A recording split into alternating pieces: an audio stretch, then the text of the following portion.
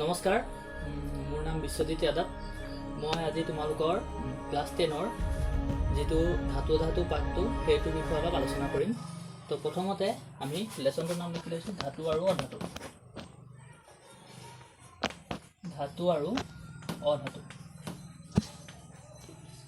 হ'ল দুইটাই বেলেগ বস্তু। ধাতুৰো বেলেগ ধৰ্ম আছে, অধাতুৰো বেলেগ ধৰ্ম আছে। ধাতু বুলি ক'লে আমি সাধাৰণতে দেখা পোৱা যিবিলাক লো জাতীয় বস্তু, যেনেকৈ লো হৈ গ'ল, এলুমিনিয়াম হৈ গ'ল, সেইবিলাক হৈছে ধাতুত পৰে। যেনেকৈ কপাৰ, টিন, এইবিলাক চব ধাতুত পৰিব।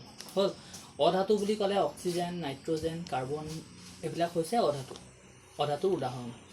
এতিয়া ধাতু বুলি ক'লে তাৰ কিছুমান ধৰ্ম থাকিব। ধাতুৰ কিছুমান ধৰ্ম থাকিব লাগিব। ধাতুৰ ভৌতিক ধৰ্ম। ভৌতিক ধৰ্ম বুলি ক'লে প্ৰথমতে 1 নম্বৰ হ'ব লাগিব, ই বিদ্যুতৰ পৰিবাহী হ'ব লাগিব।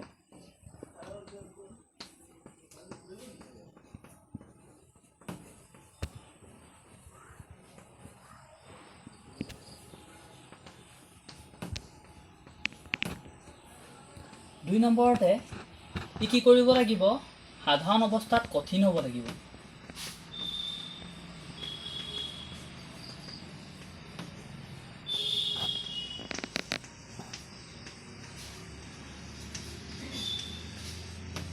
হয়নে? ইয়াৰ গলনাংক আৰু উতলাংক উচ্চ হ'ব লাগিব। এতিয়া গলনাংক উতলাংক বুলি ক'লে মানে সি সোনকালে গলিব নালাগিব বা সোনকালে উতলিব নালাগিব। এনেকুৱা বস্তু ধাতু সোনকালে আমি গলাবও নোৱাৰোঁ, উতলাবও নোৱাৰোঁ। ঠিক আছে, মানে গলনাংক আৰু উতলাংক উচ্চ হ'ব লাগিব।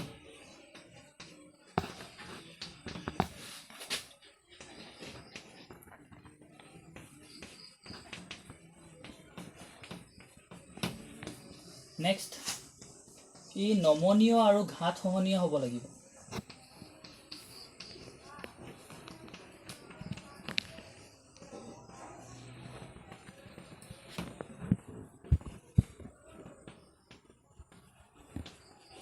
এতিয়া নমনীয় বুলি ক'লে সেইটো ধৰ্ম বুজায় য'ৰ পৰা ধাতু এটাক মই মানে পাতল তাঁৰ এটালৈ পৰিৱৰ্তন কৰিব পাৰোঁ।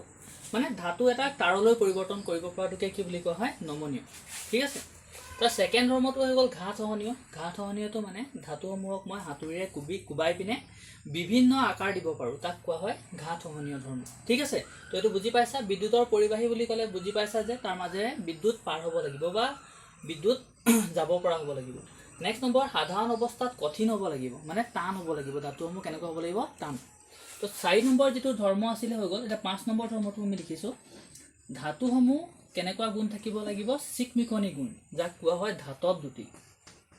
চিকমিকনি, জিলিকি থাকে। ধাতুৰ পৃষ্ঠৰ ভিতৰ ফাল যদি মই কাটি থাওঁ, জিলিকি থকা দেখা পাম। বা কিছুমান ধাতু মামৰে ধৰিব পাৰে, কিন্তু ওপৰ পৃষ্ঠটো ভিতৰৰ পৃষ্ঠটো সদায় জিলিকি থাকে। তো ধাতৱ দ্যুতি সম্পন্ন হ'ব লাগিব।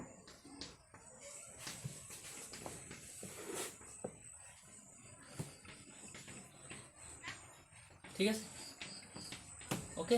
তো এইকেইটাৰ বিষয়ে এতিয়া আমি ইয়াত কিছুমান বিতংকৈ আলোচনা কৰিম। প্ৰথমে চাওঁ, বিদ্যুতৰ পৰিবাহী হ'ব লাগিব। ঠিক আছে, বিদ্যুতৰ পৰিবাহী। তো বিদ্যুৎ আৰু তাপ দুইটাৰে দেই। কিছুমান ধাতু আছে যি কম পৰিবাহী থাকে, যেনেকৈ পাৰা আৰু কম পৰিবাহী। সাধাৰণ অৱস্থাত কঠিন হ'ব লাগিব। ঠিক আছে, কিছুমান আছে ছ'ডিয়াম, যেনেকৈ সাধাৰণ অৱস্থাত কোমল। ছ'ডিয়াম, পটাছিয়াম, লিথিয়াম কোমল থাকে।